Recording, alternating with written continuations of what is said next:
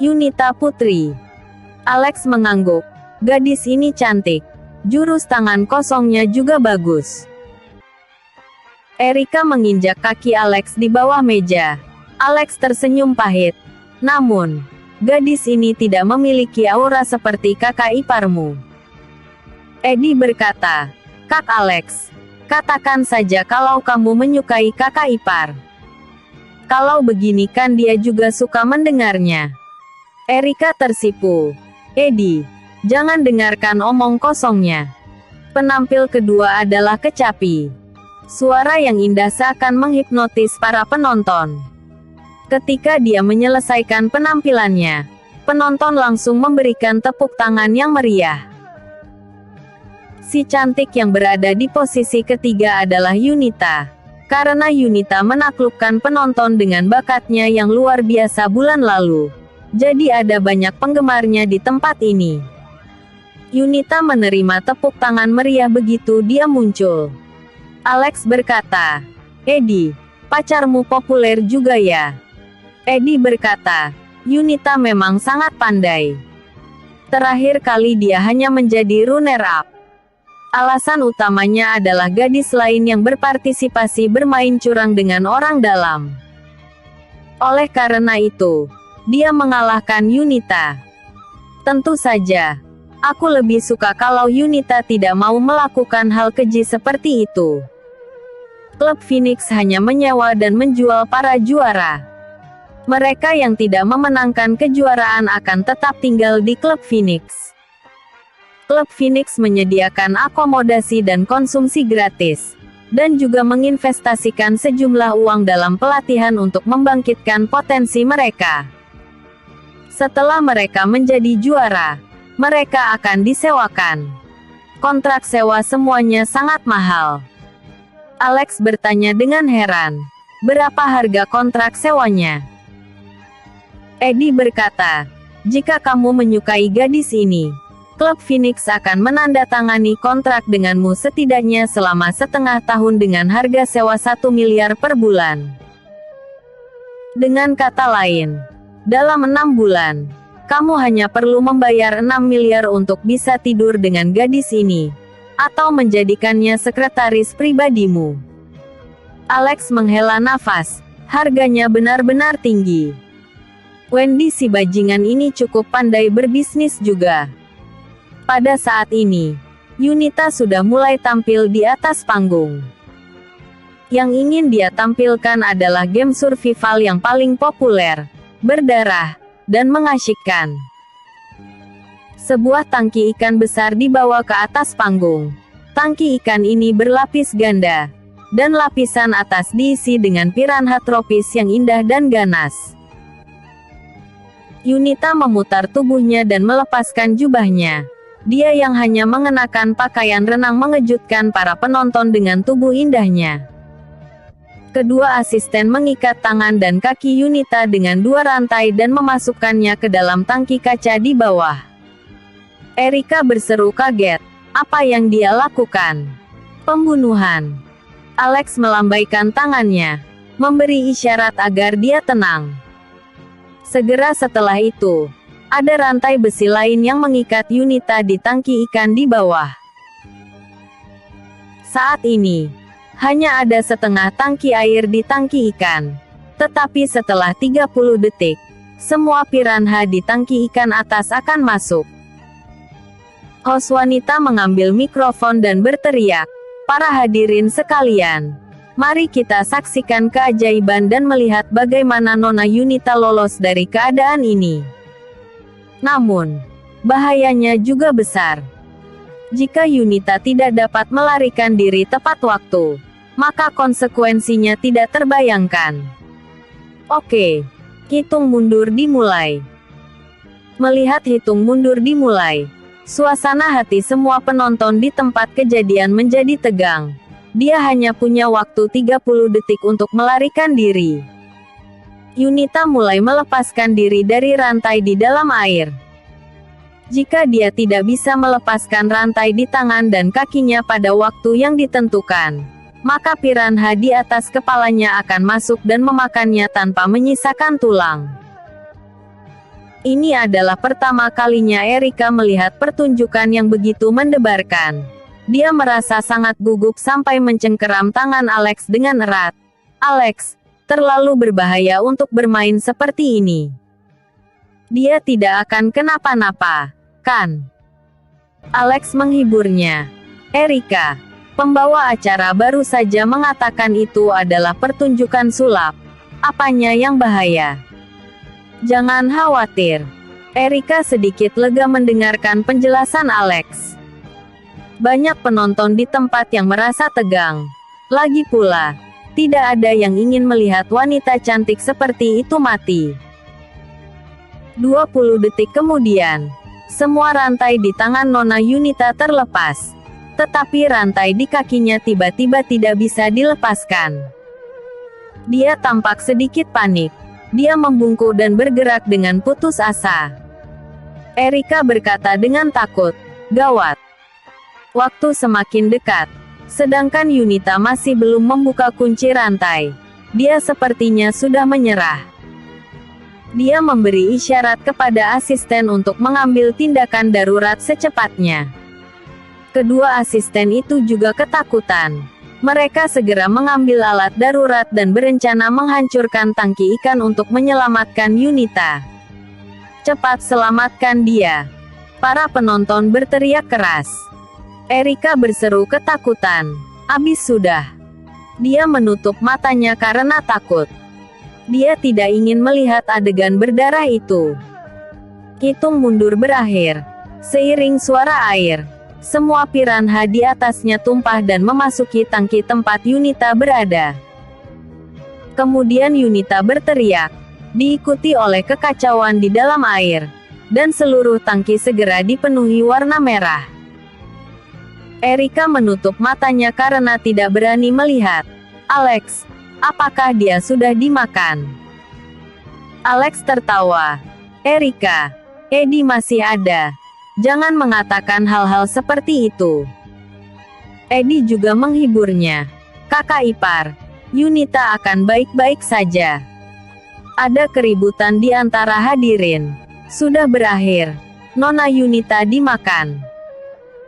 Kedua asisten itu tampak frustrasi. Palu di tangan mereka juga jatuh ke tanah. Penonton yang lebih dekat berteriak, "Abis sudah. Dia sudah dimakan." Aula pertunjukan tiba-tiba menjadi rusuh. "Erika, jangan khawatir. Yunita baik-baik saja." Alex menyesap teh dengan santai sambil berkata dengan tenang. Pengamatan dan pendengaran Alex jauh lebih baik daripada orang biasa. Alex sudah melihat sejak tadi kalau Yunita telah meninggalkan panggung dengan bantuan saluran evakuasi pada saat piranha memasuki tangki ikan. Dia berteriak hanya untuk membuat semua orang salah mengira bahwa dia benar-benar digigit. Benar saja. Ketika semua orang menyesal, takut, dan kaget, Yunita berjalan ke atas panggung mengenakan jubah dari sisi lain. "Teman-teman penonton yang terhormat, terima kasih atas dukungan kalian." Penonton bertepuk tangan serempak. Dia lolos. Luar biasa. Kita bahkan tidak melihat bagaimana dia melarikan diri. Erika bersorak, "Alex, lihat, dia tidak mati." Erika menyentuh hatinya yang ketakutan. "Itu benar-benar bahaya sekali. Aku sampai ketakutan setengah mati." Juri mulai memberi skor, dan segera hasil pertandingan keluar. Yunita mengalahkan dua gadis lainnya dengan keunggulan mutlak dan menjadi juara bulan ini. Penonton sekali lagi memberikan tepuk tangan yang meriah. Dalam show bulanan Klub Phoenix, Yunita akhirnya berhasil memenangkan kejuaraan, sehingga mewujudkan mimpinya dan menjadi kesayangan di mata banyak pebisnis dan elit. Kesempatan Eddie datang karena Yunita telah menang. Dia bisa menandatangani kontrak sewa dengan Yunita, atau membeli kontrak. Gadis cantik melarikan diri. Dalam show bulanan Klub Phoenix, Yunita akhirnya berhasil memenangkan kejuaraan, sehingga mewujudkan mimpinya dan menjadi kesayangan di mata banyak pebisnis dan elit. Kesempatan Edi datang. Karena Yunita memenangkan kejuaraan, dia bisa menandatangani kontrak sewa dengan Yunita, atau membeli kontrak. Sifat sewa dan pembelian sangat berbeda. Sewa mengacu pada sewa jangka pendek dengan jangka waktu setengah tahun. Dan biaya sewa adalah 1 miliar per bulan. Sedangkan membeli kontrak membutuhkan biaya yang lebih tinggi. Kontrak 2 tahun yang ditandatangani oleh Yunita dengan klub Phoenix akan berakhir dalam 1 tahun. Menurut biaya sewa, seharusnya 13 miliar. Jika dibeli, maka perlu membayar denda setidaknya 26 miliar. Edi tidak punya uang sebanyak itu. Jadi dia memberitahu Alex sebelumnya bahwa sulit baginya untuk menangani hal ini. Dia benar-benar tidak tega membiarkan gadis kesayangannya menjadi mainan pria lain. Yunita juga sangat mengagumi pria tangguh seperti Edi. Dua sejoli yang terpisahkan oleh jarak hanya bisa mengandalkan Alex saat ini. Edi, aku baru saja mentransfer 26 miliar untukmu. Sana, beli Yunita. Mulai sekarang, dia akan menjadi tunanganmu, kata Alex. Apa? Kak Alex, kapan kamu mentransfer 26 miliar untukku? Edi buru-buru memeriksa m-banking. Dan benar saja, dia baru saja menerima transfer sebesar 26 miliar. Kak Alex, kamu benar-benar terlalu baik padaku. Biarkan aku bersujud padamu. Saat Edi hendak bersujud, Alex buru-buru menghentikannya. Edi, jika kamu masih begini, maka hubungan persaudaraan kita cukup sampai di sini saja. Edi segera berkata, Kak Alex, aku akan membeli Yunita sekarang juga. Edi dan Yunita saling menyukai. Hal semacam ini sangat mudah diatasi. Edi segera berkomunikasi dengan pihak klub Phoenix. Semua akan mudah jika ada uang. Dan segera, Edi membawa Yunita kembali. Yunita, ini Kak Alex. Ini kakak ipar. Yunita tersenyum. Kak Alex, kakak ipar. Alex tersenyum dan mengangguk. Lalu bertanya kepada Yunita. Yunita, kamu orang mana? Yunita menjawab sambil tersenyum. Medan. Alex mengangguk. Pertunjukanmu tadi memang luar biasa. Karena kamu dan Edi saling jatuh cinta, maka kamu akan menjadi adik iparku mulai sekarang. Duduklah, jangan sungkan. Alex meminta Yunita untuk menceritakan semua kisahnya di klub Phoenix. Lalu berkata kepada Erika, Erika, mungkin kita juga bisa mengadakan pertunjukan seperti ini di masa depan. Erika melengkungkan bibirnya dan berkata, untuk apa mencari begitu banyak wanita cantik? Kamu mau pilih satu lagi? Alex tersenyum. Aku cukup hanya kamu saja. Maksudku, kita bisa meniru cara klub Phoenix dan melatih milik kita sendiri. Tujuan utama kita adalah untuk mempromosikan gadis-gadis pemenang ke industri hiburan di masa depan. Di kemudian hari, mereka akan turut andil dalam syuting film dan menjadi artis, bukannya membiarkan mereka menjadi selingkuhan orang kaya. Erika berpikir sejenak, kalau ini boleh juga. Alex berkata kepada Yunita, nantinya Yunita bisa datang ke hotel kakak iparmu untuk membantunya mengembangkan orang berbakat di bidang ini. Yunita berkata dengan gembira, terima kasih, Kak Alex. Aku pasti akan membantu kakak ipar. Oh iya, Kak Alex. Aku sebenarnya juga ingin menjadi artis, kata Yunita. Edi di samping berkata, apa bagusnya jadi artis? Kamu akan berakting jadi istri orang lama-kelamaan. Yun, aku tidak ingin kamu terlibat dalam dunia hiburan. Kamu cukup membantu kakak ipar mengelola hotelnya saja. Yunita sangat bijak. Dia mengangguk. Aku akan mendengar kata Kak Alex dan kakak ipar. Aku akan melakukan apa yang mereka atur. Alex tersenyum. Yunita cukup baik. Eddie, jangan khawatir. Yunita tidak akan menderita jika ikut kakak iparmu. Erika berkata, pertunjukan sudah berakhir. Haruskah kita pergi? Dalam perjalanan pulang, Alex sedang memikirkan satu hal. Meskipun dia tidak ingin Erika mengambil alih posisi Rangga segera, akan tetapi Jakarta Timur adalah kampung halamannya. Dan si Wendy, dia perlu menghubunginya sendiri. Eddie berkata, Kak Alex, gimana kalau nginap di rumahku? Alex melambaikan tangannya. Tidak perlu. Aku sudah memesan hotel. Selain itu, ada hal lain yang harus kami lakukan besok. Kami akan menghubungimu lagi lain hari. Eddie berkata, oke. Kalau begitu kami pergi dulu. Jangan lupa telepon aku. Aku sudah bertekad untuk mengikuti Kak Alex. Alex tersenyum. Aku akan memerlukanmu di masa mendatang. Setelah kembali ke hotel, Erika berkata, Alex, aku lelah. Aku akan mandi dulu. Alex mengangguk setuju. Erika melepas mantelnya dan pergi ke kamar mandi. Ketika dia masuk, dia juga mengingatkan Alex, jangan ngintip. Alex tersenyum. Jangan khawatir. Apa gunanya mengintip? Aku akan melihatnya secara terang-terangan nanti. Erika menutup pintu dan mulai mandi. Sekitar setengah jam kemudian, Erika selesai mandi. Karena pakaian dalam baru saja dicuci. Dan setelah mengeringkannya dengan pengering, Erika berencana untuk menjemurnya sebentar sebelum memakai kembali.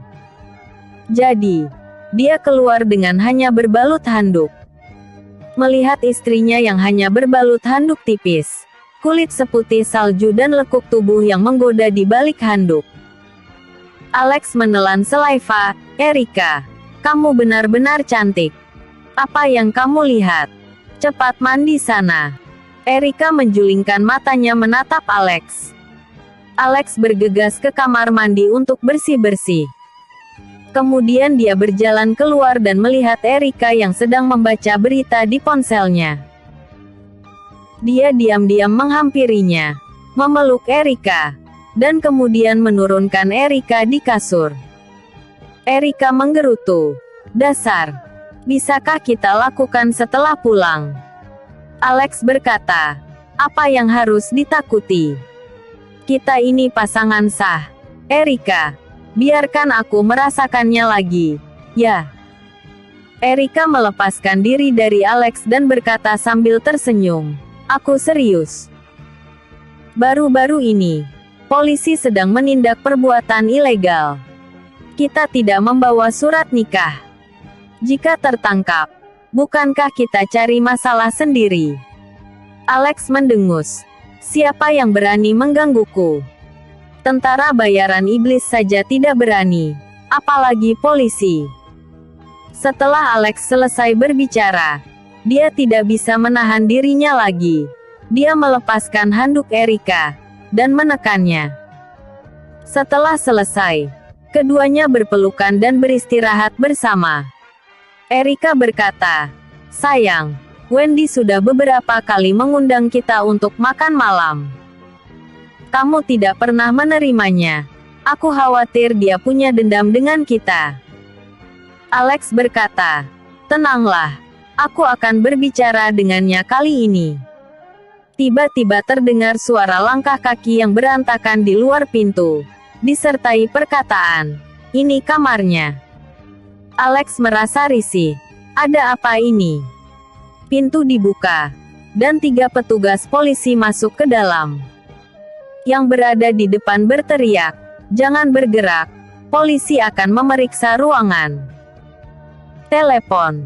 Untungnya, Alex sudah siap sedia.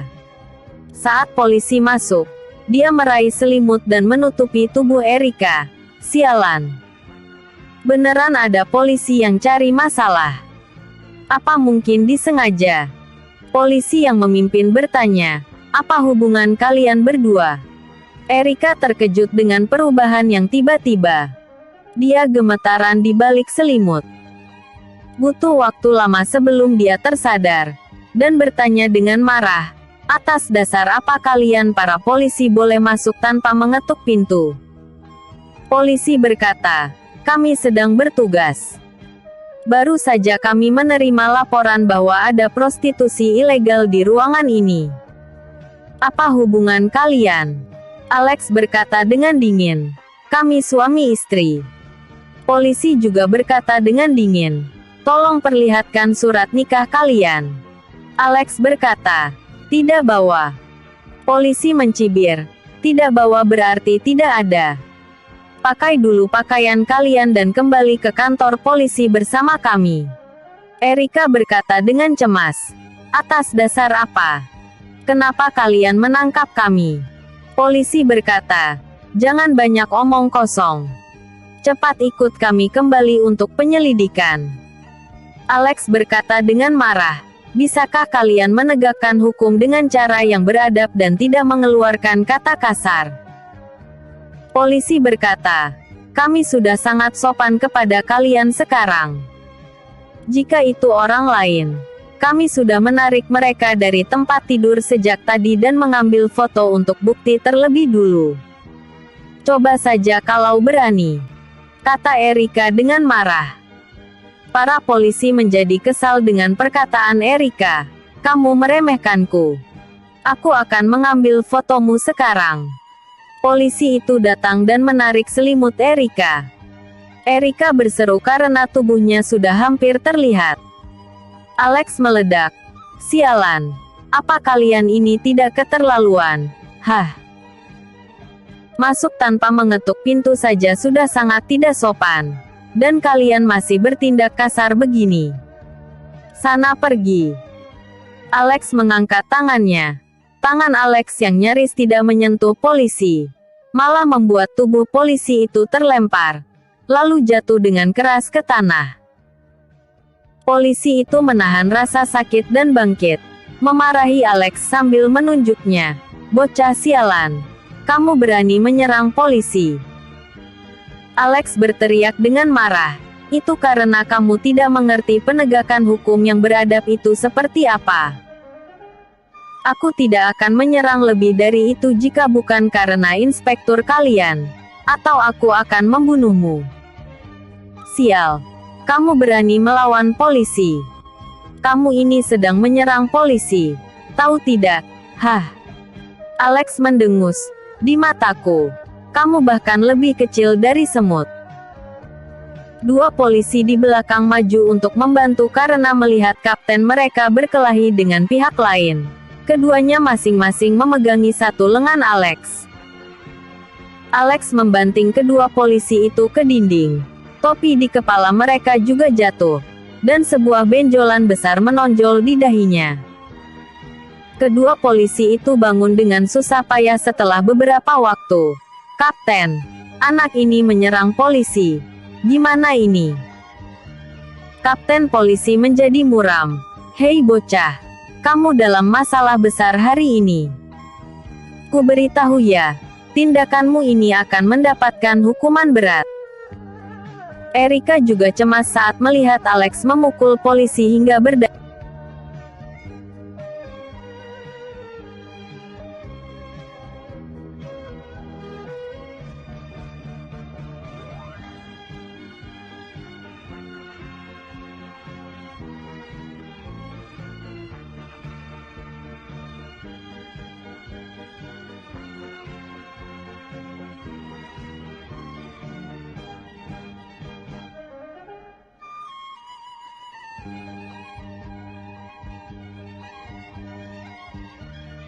berdarah. Tapi dirinya sedang tidak berpakaian dan pakaiannya sendiri sedang digantung di kamar mandi. Dia tidak bisa bangun untuk melerai keduanya. Dia hanya bisa memeluk selimut dan berkata kepada Alex, "Alex, jangan gegabah. Bicarakan baik-baik dengan mereka." Alex berkata, "Erika, jangan ikut campur. Bajingan ini memang berniat untuk mempermalukanmu. Jika dia berani menyentuhmu, akan kubunuh dia hari ini. Keganasan Alex membuat sang kapten sulit menebak niat Alex. Secara normal, Alex ini seharusnya hanya petani yang agak kaya. Bahkan jika dia ini orang kaya baru, harusnya juga tidak berani menantang polisi secara langsung, kan? Kapten polisi menyentuh kepalanya. Benturan yang tadi masih berdarah. Beraninya kamu memukulku. Kapten polisi sangat marah. Alex berkata kepada ketiga polisi itu, minta maaf pada istriku dalam 1 menit dan pergi secepatnya. Kalau tidak, kalian bertiga akan mampus. Kapten polisi mengambil topinya dan memakainya kembali, lalu menatap Alex dan bertanya, profesimu? Alex mengeluarkan satu kata dari mulutnya, petani. Kapten polisi menggertakkan gigi dan bertanya, ada identitas lain? Alex mendengus. Ya, ada lagi. Kapten polisi menunggu jawaban Alex. Alex berkata dalam hati, aku bisa melihat kalau polisi ini tampaknya sedikit takut. Jika tidak, kenapa dia bertanya tentang profesiku? Dia pasti juga tahunya menindas yang lemah. Aku akan menakut-nakutinya. Kapten polisi berjalan menghampiri Alex. Kuat juga tenagamu. Dari militer. Alex mengangguk tanpa berbicara. Apa pangkatmu? Katakan padaku dari pasukan mana? Alex berkata, aku takut kamu akan ketakutan. Polisi itu berpura-pura tenang. Aku telah menjadi perwira polisi selama lebih dari 10 tahun dan telah menangani ratusan kasus besar dan kecil. Aku tidak takut. Beritahu aku nama pasukan kalian. Alex tersenyum tipis, dan mengucapkan 2 kata, Red Shield. Setelah kapten polisi mendengar ini, kakinya gemetaran dan hampir terduduk di tanah.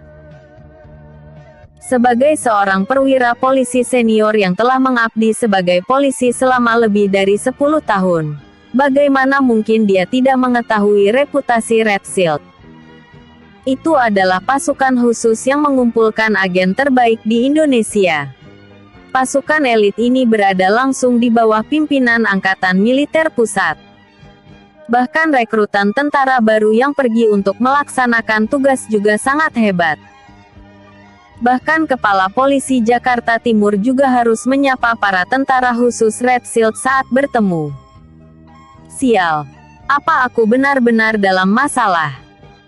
Kalau tidak, kenapa anak ini begitu hebat dan berani memukulku? Sedikit takut, dan sedikit tidak percaya, Kapten polisi menenangkan pikirannya dan berkata, kamu bilang kamu dari Red Shield, ada sertifikat tidak? Alex mencibir, ada, tapi tidak bawa. Apa yang mau kamu lakukan padaku? Tangkap aku kalau berani. Kamu. Kapten polisi menahan amarahnya. Dia tidak bertindak gegabah. Tidak apa-apa jika anak ini menipunya.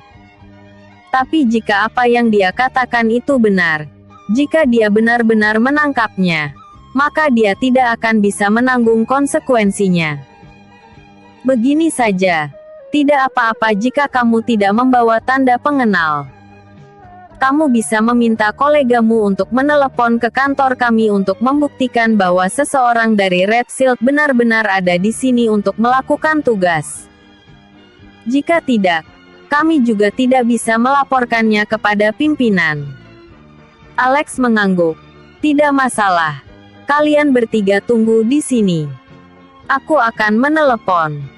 Alex hanya mengenakan celana santai, dan membawa ponselnya ke balkon untuk menelepon. Segera, Alex kembali dari balkon. Dia berkata dengan tenang, rekanku sedang menghubungi atasan langsung kalian. Tapi jangan khawatir, akan ada informasinya sebentar lagi. Kapten polisi tampak ragu. Tetapi dia tidak berani mempersulit Alex lagi. Dia dan kedua petugas lain menunggu di sofa. Hitungan Erika takut kalau masalah ini akan menjadi lebih besar dan tidak bisa berakhir. Alex memukuli polisi. Ini bukan masalah sepele. Aduh, gimana ini? Sekitar 5 menit kemudian, ponsel Kapten Polisi berdering. Telepon itu dari Pak Darius selaku inspektur di Jakarta Timur. Bima, aku memeriksanya lama sekali. Rupanya kamu yang bertugas hari ini. Kamu berada di Hotel Zumakan sekarang. Bima tidak menyangka kalau inspektur akan menelpon dirinya. Dan firasat buruk muncul di hatinya. Sialan, tampaknya dia benar-benar agen khusus. Kalau tidak, bagaimana mungkin inspektur menelepon? Benar saja. Inspektur berkata, Bima. Aku baru saja menerima panggilan darurat dari Pak Danu. Beliau mengatakan bahwa ada orang khusus yang melakukan urusan militer di daerah kita. Dia memiliki masalah di Hotel Zuma dan punya konflik dengan polisi di daerah kita. Dan memintaku untuk membantu menyelesaikannya. Bagaimana sekarang? Bima buru-buru melaporkan secara jujur. Pak, saya menerima laporan bahwa ada yang melakukan hal ilegal. Jadi saya membawa petugas untuk menangkapnya. Akan tetapi pihak tersebut mengaku sebagai anggota Red Shield. Inspektur berkata dengan marah, Bima, kamu ini kan sudah bisa dibilang polisi senior. Kenapa kamu bisa melakukan seenaknya sebelum memeriksa keadaan? Kamu tidak tahu untuk memeriksa tanda pengenalnya dulu. Sikapku padamu juga tidak buruk. Sebentar lagi aku akan pensiun. Tapi kamu malah membuat masalah di saat seperti ini. Kamu ini sengaja ya? Hah? Bima takut hingga berkeringat dingin setelah dimarahi inspektur. Pak, jangan marah. Saya tahu apa yang harus dilakukan sekarang. Setelah menutup telepon, Bima berkata sambil tersenyum, Pak, apa yang terjadi barusan? Memang salah paham. Tolong jangan marah. Dan maafkan kami. Kami juga hanya menjalankan tugas. Ayo, kita kembali. Bima mencoba pergi begitu saja. Erika menghela nafas lega. Dia tidak menyangka akan lolos. Tanpa diduga, Alex berkata, tunggu. Masalahnya belum berakhir. Tapi kamu mau pergi begitu saja? Bima berkata kepada Alex dengan ketakutan. Pak, tolong berbelas kasih dan maafkan saya. Jika Anda merasa masih kesal, Anda bisa memukuli saya. Tolong jangan cari atasan kami lagi. Kalau tidak saya akan dipecat. Istri dan anak-anak saya masih memerlukan saya. Alex merasa lucu. Alex berkata tanpa ekspresi. Bagus jika kamu tahu apa salahmu. Bukankah perilakumu tadi terlalu kasar? Mananya yang mirip dengan perilaku polisi? Bima merasa malu. Dia bergegas menghampiri Erika dan dengan sungguh-sungguh meminta maaf. Maaf. Saya tidak sopan dalam melakukan tugas tadi. Saya benar-benar minta maaf. Mohon maafkan saya.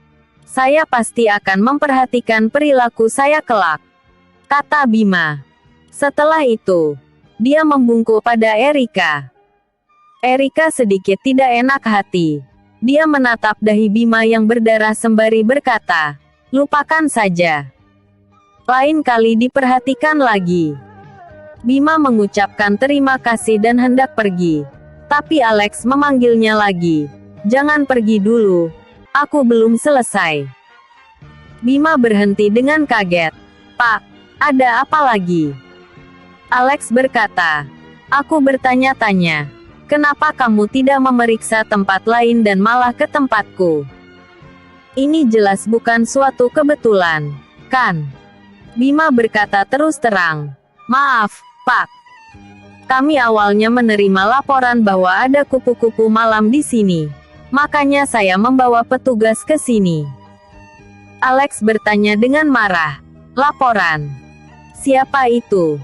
Bima berkata, lapor, Pak. Saya tidak tahu. Kami sedang berpatroli di luar saat itu. Setelah menerima telepon dari pusat, kami langsung datang ke sini. Alex mengangguk. Sepertinya kamu tidak berbohong. Namun, aku sangat marah dengan perilakumu hari ini. Sekarang, aku beri kamu kesempatan untuk menebus dosamu. Kembalilah dan cari tahu siapa dalangnya. Setelah ketemu, segera laporkan padaku. Bima buru-buru berkata, tolong jangan khawatir, Pak. Saya akan kembali ke kantor untuk memeriksa. Asalkan dia menggunakan ponselnya sendiri. Masalah ini tidak sulit, dan saya akan bisa mendapatkannya. Alex melambaikan tangannya dan menyuruh ketiga orang itu pergi. Sebelum pergi, dia memberi Bima nomor ponselnya sehingga dia bisa melapor kepada dirinya segera setelah dia mendapat informasi. Setelah polisi pergi, Alex tersenyum pada Erika. Erika, sudah tidak apa-apa. Hati Erika akhirnya kembali tenang. Masalah hari ini cukup besar, aku benar-benar takut setengah mati. Alex, kamu terlalu banyak masalah. Tadi kamu menelepon Nova. Jika dia tidak membantu, tamatlah riwayatmu. Alex berkata, bukan Nova. Itu temanku yang lain. Erika, sudah tidak apa-apa sekarang. Alex berkata sambil mencondongkan tubuhnya. Erika menghentikannya. Aku sudah tidak mood karena mereka. Alex, selidiki masalah ini besok. Alex juga merasa tidak nyaman diganggu oleh masalah ini hari ini. Namun, menurut apa yang dikatakan Bima barusan, ini juga bukan kesalahannya. Alex berkata, Erika, kamu juga sudah melihatnya tadi. Ada yang membuat masalah di belakang dengan melaporkan kita ke polisi dengan sengaja. Erika mengangguk. Siapa itu? Alex berpikir lama, tetapi tidak bisa memikirkan petunjuk apapun. Kita bicarakan lagi besok. Biarkan Bima memeriksanya. Aku ingin melihat bajingan mana yang menjebakku. Keesokan paginya, ketika Alex sedang sarapan bersama Erika, Bima menelponnya. Pak, saya telah menemukan orang yang melaporkan Anda. Alex bertanya, siapa? Bima berkata, nama kepala keluarga yang terdaftar adalah Diki. Saya juga telah memeriksa detailnya. Orang ini adalah preman lokal.